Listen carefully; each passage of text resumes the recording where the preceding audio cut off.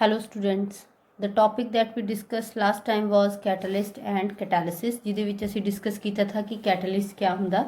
catalyst ਇੱਕ ਉਹ substance ਹੁੰਦਾ ਜਿਹੜਾ ਕਿ rate of reaction ਨੂੰ ਚੇਂਜ ਕਰ ਸਕਦਾ ਬਟ ਉਹਨੂੰ ਰਿਐਕਸ਼ਨ 'ਚ ਖੁਦ ਨੂੰ ਕੁਝ ਨਹੀਂ ਹੁੰਦਾ। ਉਸ ਤੋਂ ਬਾਅਦ ਅਸੀਂ catalysis ਬਾਰੇ ਡਿਸਕਸ ਕੀਤਾ था।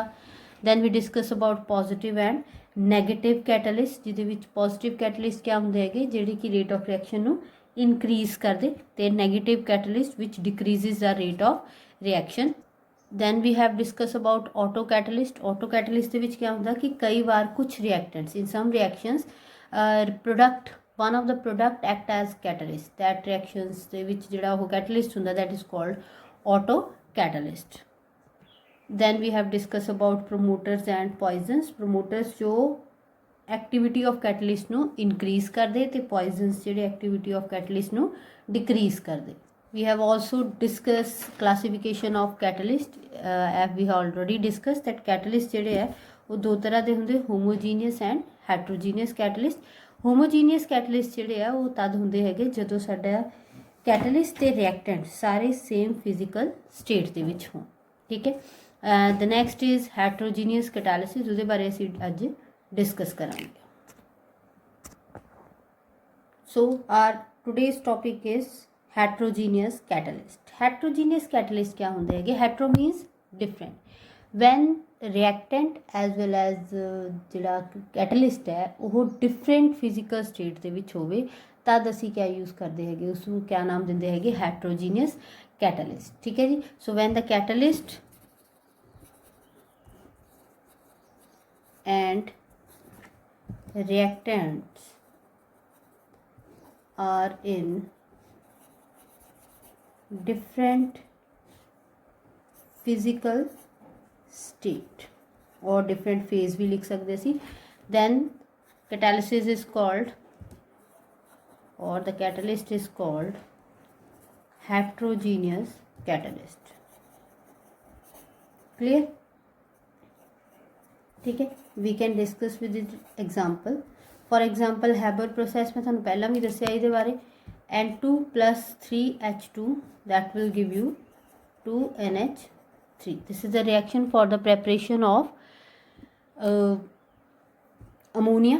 in this reaction iron is used as catalyst which is in solid state। nitrogen केड़ी state है? gaseous state। hydrogen भी gaseous state ਦੇ ਵਿੱਚ ਹੈ। ਹੁਣ ਇਹਦੇ ਵਿੱਚ reactants ਦੀ ਜਿਹੜੀ physical state ਹੈ ਉਹ क्या है? gases ਤੇ कैटलिस्ट की फिजिकल स्टेट क्या है? सॉलिड। तो यह किहड़ी कैटेगरी च आ जाते? हैट्रोजीनियस कैटालिसिस और हैट्रोजीनियस कैटलिस्ट। ज़्यादातर हैट्रोजीनियस कैटलिस्ट सॉलिड होंगे तो रिएक्टेंट उत्थे लिक्विड या गैसेस हो सकते। ठीक है जी। सो ज़्यादातर केसिस दे विच जिथे कैटलिस्ट सॉलिड कैटेगरी च आ जाता वो हैट्रोजीनियस कैटालिसिस के अंडर ही आते हैं। ठीक है। We can discuss other examples. For example SO2 plus O2 that will give you SO3। sulfur dioxide is in gaseous state, oxygen is also in gaseous state। here vanadium pentaoxide is used as catalyst। इत्थे vanadium pentaoxide as a catalyst use हुंदा। हुण vanadium pentaoxide जिहड़ा है उहदी physical state क्या है? Solid है जबकि sulphur dioxide ते ऑक्सीजन उन्हां दी फिजिकल स्टेट क्या है? गैसेस है। सो डिफरेंट फिजिकल स्टेट्स हो गए। Other examples we can discuss ये तुसीं पहला भी कीती भी है। Vegetable oil plus hydrogen. ठीक है। Will give you vegetable ghee. ये तुसीं 11th क्लास भी की भी। ठीक है। यह लिक्विड स्टेट है, हाइड्रोजन गैस है, ये निकल यूज़ करते एज अ कैटलिस्ट। वो कि फिजिकल स्टेट है? सॉलिड है। तो ये क्या होया? रिएक्टेंट ते catalyst they are in different physical state। so these are called heterogeneous catalyst। now let's discuss the mechanism of heterogeneous catalysis कि heterogeneous catalysis किदा वर्क करता। homogeneous ਦੇ ਵਿੱਚ we have discussed that homogeneous catalysis ਦੇ ਵਿੱਚ ਜਿਹੜਾ catalyst ਹੈ ਉਹ same physical state ਹੋਣ ਕਰਕੇ रिएक्शन ਦੇ ਵਿੱਚ पार्टिसिपेट करता तो रिएक्शन च पार्टिसिपेट करके वो क्या बनाता है? इंटरमीडिएट फॉर्म करता which further changes to product. ठीक है। But in case of heterogeneous catalysis साडा जिहड़ा रिएक्टेंट है तो कैटलिस्ट है वो दोनों फिजिकल स्टेट उन्होंने क्या है डिफरेंट है तो डिफरेंट फिजिकल स्टेट के रिएक्ट करना थोड़ा मुश्किल होंदा है। सो इस केस दे विच एब्जॉर्प्शन थ्योरी जिहड़ी है that is the basic concept of heterogeneous catalysis. ठीक है, हुंदा क्या है अकॉर्डिंग टू एड्जॉर्प्शन थ्योरी, जिहड़ी एड्जॉर्प्शन थ्योरी है उहदे अकॉर्डिंगली जिहड़ा कैटलिस्ट है वो सॉलिड है। ठीक है, सॉलिड है उहदे कोल क्या होना हैगा कुछ एक्टिव साइट्स होनियां जिथे वह रिएक्टेंट्स नूं अपने उपर क्या करवा सकदा एड्जॉर्ब करवा सकदा। Adsorption we have already discuss. Adsorption क्या होंदा हैगा पार्टिकल्स कित्थे रहने सरफेस पे रहने। मान लो this is the surface of catalyst जिहड़े ये सर्कल्स है they are the active sites. Active sites mean जिथे एड्जॉर्प्शन टेक प्लेस हो सकती। ठीक है, तो इहदे विच क्या हुंदा बच्चे इहदे विच कैटलिस्ट जिहड़ा है उहदी जिहड़ी एक्टिव साइट्स है या फ्री साइट्स है दिस इज कैटलिस्ट सरफेस। ठीक है, वो फ्री साइट्स ते रिएक्टेंट जिहड़े है वो डिफ्यूज होना स्टार्ट हो जाते। These are your reactants. ठीक है, सरफेस है कैटलिस्ट उहदे नेड़े आने की कोशिश करते, जदों वो नेड़े आ जाते तो वो उहदे उपर क्या कर जाते एड्जॉर्प्शन कर जाते। तो इत्थे क्या होगी एड्जॉर्प्शन ऑफ रिएक्टेंट मॉलिक्यूल्स किथे on the surface of catalyst. हुण जिहड़ा पहला क्या होया फर्स्ट स्टैप क्या होया ए ते B diffuse towards the catalyst. वो कैटलिस्ट के नेड़े आते, जो नेड़े आ जाते फिर वो क्या करते हैं एड्जॉर्प्शन करते।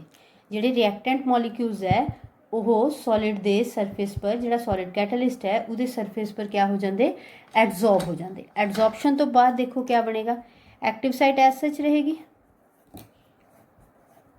हुण एक्टिव साइट जिहड़ी है उहदे पर कौन डिफ्यूज हो गया ए ते बी।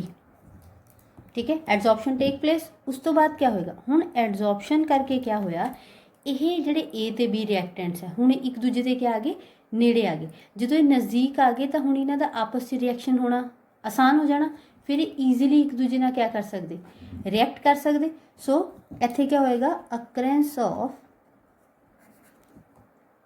Chemical reaction. इत्थे क्या होएगा रिएक्शन होएगा। ठीक है, बट किहदे सरफेस ते हो रहा कैटलिस्ट के सरफेस ते on the surface of catalyst. Catalyst के सरफेस पर हुण क्या हो रहा रिएक्शन टेक प्लेस हो रहा। जो रिएक्शन हो जाएगा तो उस तो बाद क्या बन जाओगे साडे को प्रोडक्ट बन जाओगे। तो प्रोडक्ट्स देखो this is the surface of catalyst A ते बी हुण इन्हां विच रिएक्शन हो चुकिया तो इन्हां विच एक बॉन्ड बन चुकिया। Now this is your intermediate क्योंकि हला प्रोडक्ट बनना शुरू तो होया पर पूरी तरह तैयार नहीं होया तो दसी नूं क्या कहूँगे intermediate. Now the reaction between A and B has taken place. A ते बी का रिएक्शन हो चुकिया हुण ए ते बी क्या करूँगे इस सरफेस नूं लीव करने की कोशिश करूँगी। जो reactant adsorb molecule surface leave कर दे तो उस प्रोसैस नूं असीं क्या कहते हैं desorption. So it means here what will happen desorption will take place. Desorption of product molecules. ठीक है, प्रोडक्ट मॉलिक्यूल्स क्या हो जाएंगे डिसॉल्व हो जाएंगे। डिसॉल्व होने तो बाद देखो क्या मिल जाएगा सानू A B. Now this is your product से कैटलिस्ट की जिहड़ी एक्टिव साइट्स है वो सानू एज सच ही वापस मिल जाएंगे।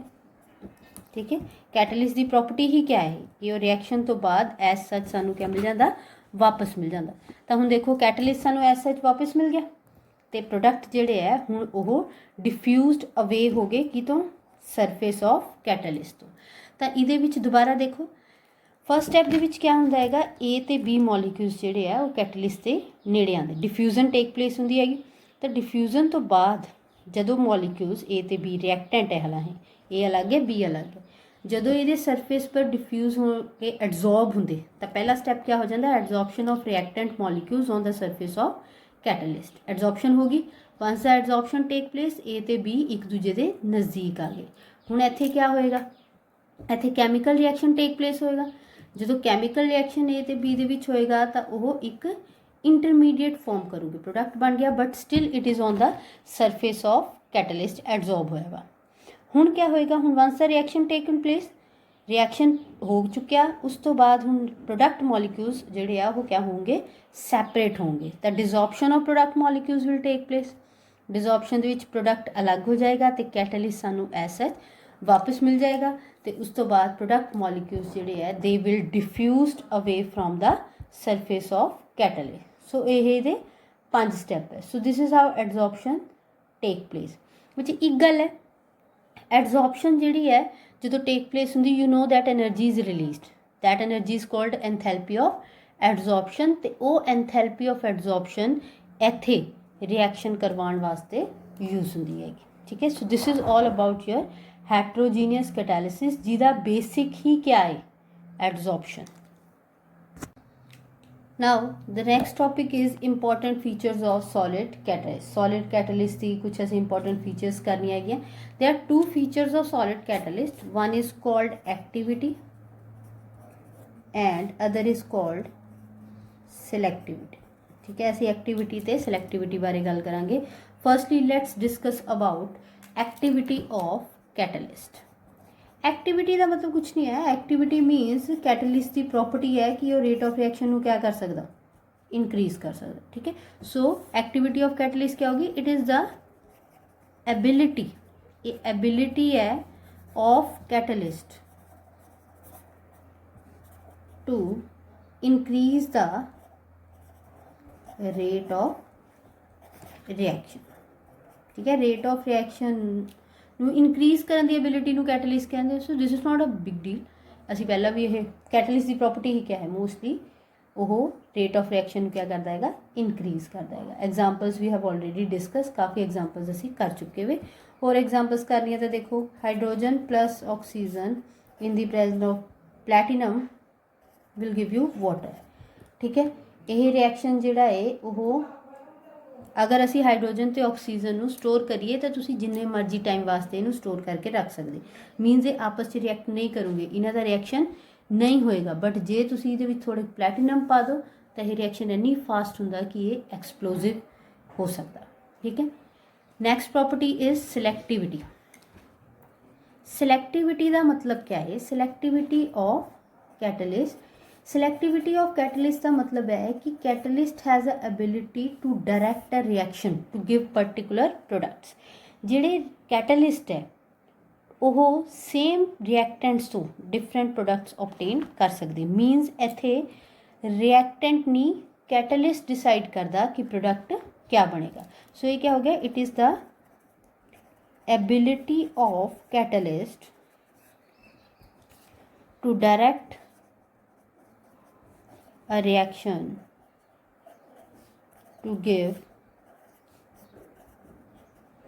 particular products in there। For example देखो, carbon monoxide plus hydrogen, if the reaction take place in the presence of nickel you will get methane and water, थानू ये मिलूगा। ठीक है, गैसियस स्टेट दे विच है तो निकल here is in solid state। But if the same reaction is taking place in the presence of copper, same reactant है पर catalyst क्या है, डिफरेंट है, you will get formaldehyde। Product भी क्या हो गया, डिफरेंट हो गया। ठीक है, और एग्जांपल देखो, same reactant carbon monoxide and hydrogen in the presence of copper zinc oxide. ठीक है, you will get alcohol, methanol मिल जाएगा। ठीक है, हुण इन्हां तिन्नां एग्जांपल्स नूं ध्यान नाल देखो, तिन्नां दे विच रिएक्टेंट क्या है, सेम है, पर कैटलिस्ट क्या है, डिफरेंट है, and you get the different products. It means इस रिएक्शन दे विच हु हैज़ डिसाइड दैट कि प्रोडक्ट क्या बनूगा, कैटलिस्ट। अदर एग्जांपल्स देख सकते तुसी। फॉर एग्जांपल देखो, इथाइन है साडे को, that is also called acetylene. इहदी क्या करनी है, असीं हाइड्रोजनेशन करनी। अगर ये हाइड्रोजनेशन प्लैटिनम या निकल या प्लैटिनम की प्रेजेंस होंदी, यू विल गेट ईथेन। ठीक है, थानू ईथेन मिलेगा। but if this reaction take place in the presence of Lindlar's catalyst, you will get ethene. ठीक है, नाउ सेम रिएक्टेंट था बट कैटलिस्ट डिफरेंट है, तब प्रोडक्ट भी क्या मिल रहे, डिफरेंट मिल रहे. So this is called selectivity of catalyst. So catalyst solid catalyst दी दो प्रॉपर्टीज होंगी, activity and selectivity. After activity and selectivity our next topic is enzyme catalyst. Being a medical student enzyme कोई नया word नहीं है ਤੁਹਾਡੇ वास्ते, इस ओल्ड वर्ड तुसीं इहदे बारे काफ़ी ज़्यादा डिस्कस कर चुके होने. एंजाइम साडी बॉडी दे विच प्रेजेंट होंदे, ज़्यादातर प्रोटीन्स से बने हुए होंदे. यह साडी बॉडी दे बायोलॉजिकल कैटलिस्ट है, बायो कैटलिस्ट होंदे. मैं तुहानूं एक सिंपल एग्जांपल दिंदी है. असीं एक टाइम का खाना पचाउण लई जे साडी बॉडी च एंजाइम ना होण तां 50 साल लवांगे. We will take 50 years to digest one meal without enzymes, but सानूं 2 घंटे बाद ही भुख लग जाती. इट मीनस असीं वो खाना इन्नी जल्दी पचा लेंदे. तो वो किहदे करके है, that is due to enzymes. तो एंजाइम ध्यान नाल मेरी एग्जांपल नूं समझो. तो एंजाइम साडी बॉडी दे रेट ऑफ रिएक्शनस नूं क्या कर रहे, इनक्रीज कर रहा. So it means it is also acting as a catalyst. ठीक है, सो एंजाइम्स जिहड़े है दे आर बायो कैटलिस्ट. ये बायो कैटलिस्ट होंदे है, बायोलॉजिकल कैटलिस्ट होंदे जिहड़े कि लिविंग सैल्स दे विच प्रोड्यूस होंदे, साडी बॉडी च प्रोड्यूस होंदे. ते साडे ही बायोलॉजिकल रिएक्शनस नूं, जिहड़े लिविंग ऑर्गेनिज्म दे मैटाबॉलिक रिएक्शनस है उन्हां नूं ही क्या करदे हैगे, कैटालाइज करदे. मीनस उन्हां दी स्पीड नूं ऑल्टर करदे हैगे. सो एंजाइम्स क्या हो गए, enzymes are biological or bio catalyst produced by living cells. Body साडी बॉडी ची, जानवरां दी बॉडी च, लिविंग बॉडीज दे विच प्रोड्यूस होंदे हैगे, which catalyse the biochemical reactions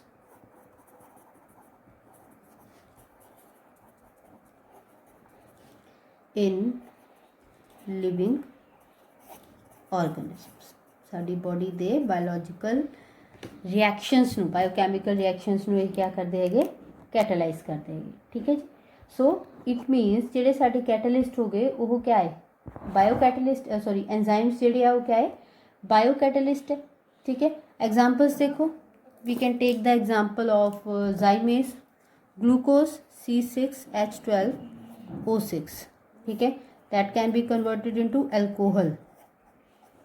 this is ethanol plus CO2. ठीक है, this reaction take place in the presence of a catalyst or enzyme that is called zymase. Zymase नाम का enzyme होंदा हैगा. एंजाइम्स बारे तुसीं होर भी सुनिया होना, 10th क्लास दे विच तुसीं डाइजेस्टिव सिस्टम बारे पढ़िया हुआ है. उहदे विच तुसीं पैप्सिन वगैरह सुनते होने. पैप्सिन जिहड़ा है प्रोटीन्स नूं पैप्टाइड्स दे विच चेंज करदा. उस तो इलावा मिल्क नूं कर्ड च कन्वर्ट करने वाला जिहड़ा बैक्टीरिया होंदा दैट इज कॉल्ड लैक्टोबैसिलस और lactobacilli, that is also an enzyme. वो भी क्या है, एंजाइम है जिहड़ी साडी बॉडी नूं, बॉडी दे विच सॉरी जिहड़ा कि मिल्क नूं काहदे विच कन्वर्ट करदा हैगा, कर्ड दे विच कन्वर्ट करदा हैगा. उस तो इलावा C12H22O11 दिस इज सुक्रोज.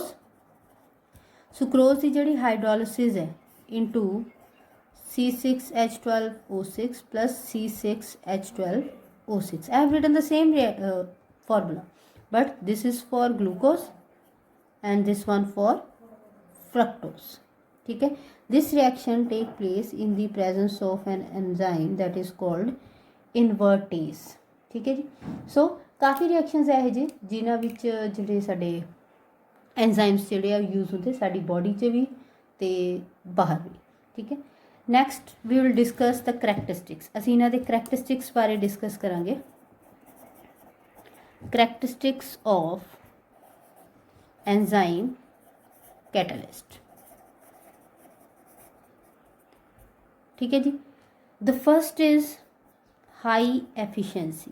बहुत ज़्यादा एफिशिएंसी है, यानी एफिशिएंसी मीनस एबिलिटी है, रेट ऑफ रिएक्शन बहुत ज़्यादा इनक्रीज कर सकते. यह रिएक्शन 10⁸ to 10⁸ 20 टाइम्स जिहड़ा है ਉਹ क्या कर सकते इनक्रीज़ कर सकते, ਇੰਨੇ ज़्यादा ये एक्टिव होंगे है।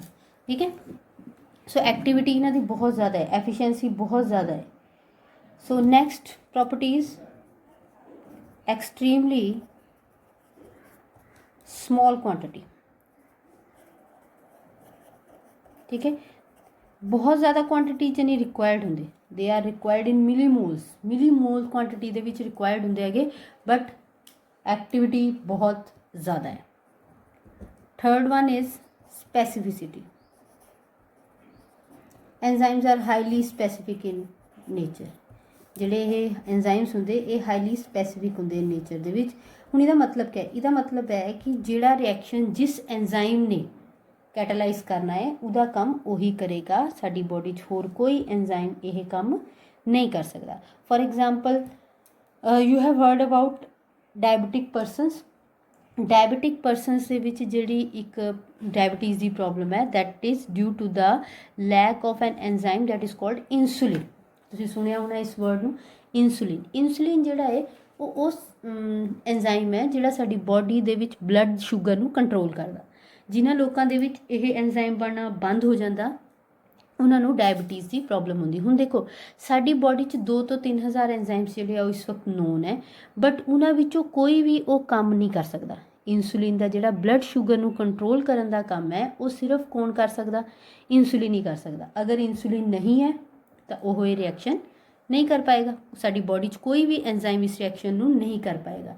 सो इट मीनस ये बहुत ज़्यादा स्पैसिफिक होंदे हैगे। ठीक है, next is optimum temperature. They work well in a optimum temperature. यह एक पर्टिकुलर टैंपरेचर रेंज के सब तो वधिया काम करते हैं, that is 298 to 310 kelvin. 337 degree Celsius है ये साडी बॉडी का टैंपरेचर है, यानी कि यह 298 टू 300 कैलविन दे विच ही बेस्ट वर्क करते। जो असीं बीमार होंगे तो साडी बॉडी का टैंपरेचर क्या हो जाता, चेंज हो जाता, तो साडी बॉडी की फंक्शनिंग भी क्या हो जाती, डिस्टर्ब हो जाती। सो इसे करके होंगी क्योंकि एंजाइम्स जिहड़े है वो उन्हां टैंपरेचर्स ते वधिया काम नहीं कर पाते हैं। Next is optimum pH. They work well in a optimum pH you know that acids की जिहड़ी आ अमाउंट बारे दस रहे, तो इहदे वास्ते बेस्ट ऑप्टिमम पीएच है 5 to 7। ये इस पीएच ते सब तो वधिया काम करते हैं। Next is coenzymes. असी एक टॉपिक डिस्कस किया था प्रमोटर्स एंड पॉइजनस। प्रमोटर्स क्या होंगे, प्रमोटर्स वो होंगे जिहड़े कैटलिस्ट की एक्टिविटी नूं इनक्रीज़ करते। तो उसी तरह एंजाइम्स भी क्या है, कैटलिस्ट है। तो कुछ मिनरल्स या विटामिन्स जिहड़े है वो को एंजाइम्स की तरह काम करते, मीनस वो एंजाइम्स की एक्टिविटी नूं क्या करते हैं, इनक्रीज़ करते हैं। वो एंजाइम्स की जिहड़ी एक्टिविटी है इनक्रीज़ करन दी जिहड़े सबसटांस करते दैट आर कॉल्ड को एंजाइम्स और एक्टिवेटर्स। तो ये ज़्यादातर क्या होंगे है, मेटल आयंस और विटामिन्स वगैरह होंगे।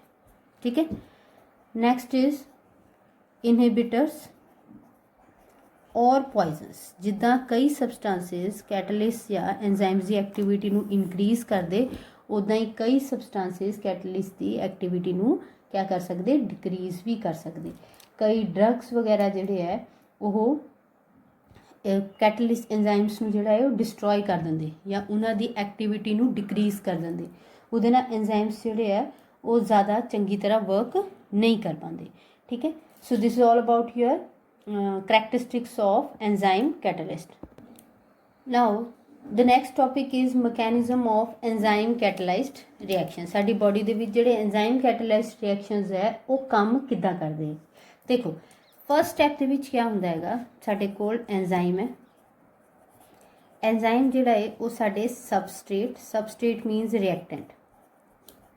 ठीक है, उन नाल क्या करेगा, कंबाइन करेगा, तो कंबाइन करके एक रिवर्सिबल प्रोडक्ट बनाएगा दैट इज़ कॉल्ड ES।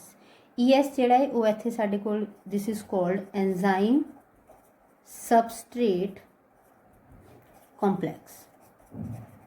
ठीक है, ये रिएक्शन फास्ट भी है तो रिवर्सिबल भी है।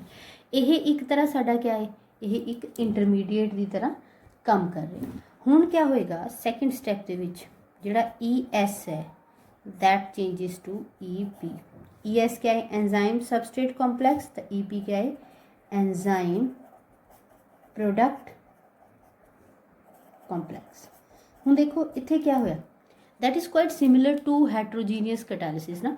पहला एंजाइम जिहड़ा सबस्ट्रेट है वो एंजाइम पर आ रहा, फिर सरफेस ते ही रिएक्शन टेक प्लेस हो रहा, एंजाइम जिहड़ा है सबस्ट्रेट नाल जिहड़ा कॉम्प्लैक्स बनाया हुआ that changes to enzyme product complex. तो हुण ये अगे क्या हो जाएगा, डिसोसीएट हो जाएगा, E+P, एंजाइम अलग हो गया, प्रोडक्ट अलग हो गया।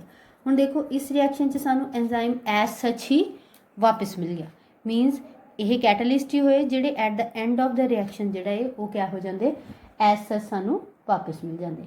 ठीक है, so this is the mechanism of enzyme catalysed reaction. I repeat, enzyme जिहड़ा है वो पहला सबस्ट्रेट नूं अपने उपर एब्जॉर्ब करवांदा, उस तो बाद वो क्या बना लेंदे, enzyme substrate complex. Enzyme substrate complex get converted into enzyme product complex by the reaction of substrate और the change of substrate into the product.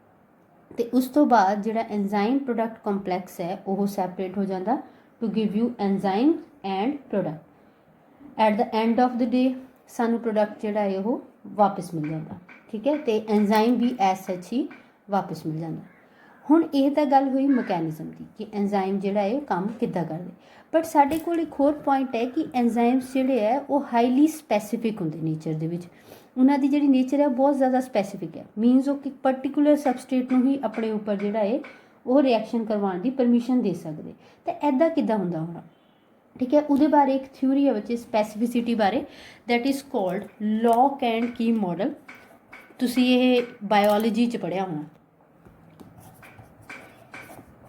Lock and key model क्या स्टेट करता, वो कहते कि जिद्दां हरेक ताले की एक चाबी है उदां ही हरेक सबस्ट्रेट वास्ते एक एंजाइम है। हुण लॉक एंड की मैं जिहड़ा मॉडल है वो क्या स्टेट करता, वो कहता कि जिद्दां हरेक ताले की एक चाबी है उदां ही हरेक एंजाइम वास्ते एक सबस्ट्रेट है या हरेक सबस्ट्रेट वास्ते एक एंजाइम है। हुण now how do they know कि ये मेरे वास्ते है। एंजाइम्स की जिहड़ी एक्टिव साइट्स हुंदियां, this design that has been made is active site. यह एक्टिव साइट जिहड़ी है वो सबस्ट्रेट दे कंट्रास्टिंग हुंदी हैगी। ठीक है, मॉलीक्यूल्स की जिहड़ी है उहदे विच एंजाइम दे मॉलीक्यूल्स दा जिहड़ा स्लॉट है उहदी शेप इदां दी हुंदी कि एक पर्टिकुलर सबस्ट्रेट ही उहदे विच क्या हो सकदा, फिट हो सकदा। ये साडा एंजाइम है, दिस इज़ आर सबस्ट्रेट। ये दोनों की देखो जिहड़ी शेप है वो कंट्रास्टिंग है, एक दूजे नूं क्या कर सकते, फिट कर सकते, जिद्दां हरेक ताला एक चाबी नूं फिट कर सकदा। तो इत्थे साडे को क्या बन गया, एंजाइम सबस्ट्रेट कॉम्प्लैक्स। वो एंजाइम सबस्ट्रेट कॉम्प्लैक्स जिहड़ा है वो काहदे विच चेंज हो जाता, एंजाइम प्रोडक्ट दे विच, कॉम्प्लैक्स दे विच। ते enzyme product complex once formed उस तो बाद क्या हो जाता, एंजाइम अलग ते प्रोडक्ट अलग। देखो सानू एंजाइम एज सच ही वापस मिल गया। ठीक है, हुण इस स्पैसीफिसिटी नूं किद्दां एक्सप्लेन कर रहा कि जिद्दां एंजाइम दे विच जिहड़ी एक्टिव साइट होएगी उहदे कंट्रास्टिंग या उहदे विच स्लॉट च फिट आने वाला ही सबस्ट्रेट उहदे पर रिएक्शन कर सकदा। So this is called lock and key model for the enzyme catalyst. So this is about your enzymes. ठीक है जी, next our topic is zeolites. ਹੁਣ जियोलाइट बारे असी ज़्यादा डिस्कस नहीं करना क्योंकि असी ऑलरेडी 11th क्लास के जियोलाइट्स बारे डिस्कस कर चुके हुए। They are called shape selective catalyst. ठीक है, शेप सिलेक्टिव कैटलिस्ट होंगे ये किहड़े रिएक्शन नूं कैटलाइज करूँगे वो ये उस रिएक्टेंट या सबस्ट्रेट की शेप तो डिसाइड करते हैं। ठीक है, इन्हां दी जिहड़ी शेप हुंदी वो ज़्यादातर हनीकॉम वर्गी हुंदी, जिद्दां मधुमक्खियां दा छत्ता हुंदा हैगा। तुसीं भी देखिया उन्हां दे हेक्सागोनल रिंग्स हुंदियां, ਉਹਦੇ ਵਿੱਚ ਕੈਵਿਟੀਜ਼ ਹੁੰਦੀਆਂ ਹੈਗੀਆਂ। ਤਾਂ ਇਹ ਉਹਨਾਂ ਰਿਐਕਸ਼ਨਸ ਨੂੰ ਹੀ ਕੈਟਾਲਾਈਜ਼ ਕਰਦੇ ਹੈਗੇ ਜਿਹੜੇ ਉਹਨਾਂ ਕੈਵਿਟੀਜ਼ 'ਚ ਕਿਆ ਕਰ ਸਕਦੇ, ਐਂਟਰ ਕਰ ਸਕਦੇ। ਉਹਨਾਂ ਕੈਵਿਟੀਜ਼ 'ਚ ਐਂਟਰ ਕਰਨ ਤੋਂ ਬਾਅਦ ਇਹ ਉਹਨਾਂ ਦੇ ਰਿਐਕਸ਼ਨਸ ਨੂੰ ਟੇਕ ਪਲੇਸ ਕਰਦੇ ਅਤੇ ਪ੍ਰੋਡਕਟ ਜਿਹੜੇ ਹੈ ਉਹਨਾਂ ਕੈਵਿਟੀਜ਼ ਦੇ ਵਿੱਚੋਂ ਬਾਹਰ ਨਿਕਲ ਸਕਦੇ ਹੋਣ। ਇਹ ਸਿਰਫ ਉਹਨਾਂ ਰਿਐਕਸ਼ਨਸ ਨੂੰ ਹੀ ਕੈਟਾਲਾਈਜ਼ ਕਰਦੇ। That's why they are cold shape selective, ਕਿਉਂਕਿ ਇਹ ਆਪਣੀ ਸ਼ੇਪ ਅਤੇ ਸਬਸਟ੍ਰੇਟ ਅਤੇ ਪ੍ਰੋਡਕਟ ਦੀ ਸ਼ੇਪ ਨੂੰ ਦੇਖਣ ਤੋਂ ਬਾਅਦ ਹੀ ਡਿਸਾਈਡ ਕਰਦੇ। उदा बेसिकली कैमिकली ये क्या होंगे है, दे आर माइक्रोपोरस एल्यूमिनोसिलिकेट। ठीक है, ਐਲੂਮੀਨੋ ਸਿਲੀਕੇਟ ਕੰਪਾਊਂਡਸ ਹੁੰਦੇ ਇਹ। ਕਲੀਅਰ, ਠੀਕ ਹੈ ਜੀ। ਫੋਰ ਐਗਜ਼ਾਮਪਲ ਇਹ ਐਗਜ਼ਾਮਪਲ ਮੈਂ ਤੁਹਾਨੂੰ 11 ਚ ਵੀ ਦੱਸੀ ਵੀ ZSM5 this is use to convert alcohol to gasoline. ਇਹ ਐਲਕੋਹਲ ਨੂੰ ਗੈਸੋਲੀਨ ਦੇ ਵਿੱਚ ਕਨਵਰਟ ਕਰਨ ਵਾਸਤੇ ਯੂਜ਼ ਕਰਦੇ ਹੈਗੇ, ਠੀਕ ਹੈ ਜੀ। ਸੋ ਇਸ 5 ਜਿਹੜਾ ਹੈ ਉਹ ਇੱਥੇ ਕਿਆ ਦੱਸ ਰਿਹਾ, ਇਹ ਪੋਰ ਸਾਈਜ਼ ਦੱਸਦਾ ਪਿਆ। So this is about your zeolites. Thank you.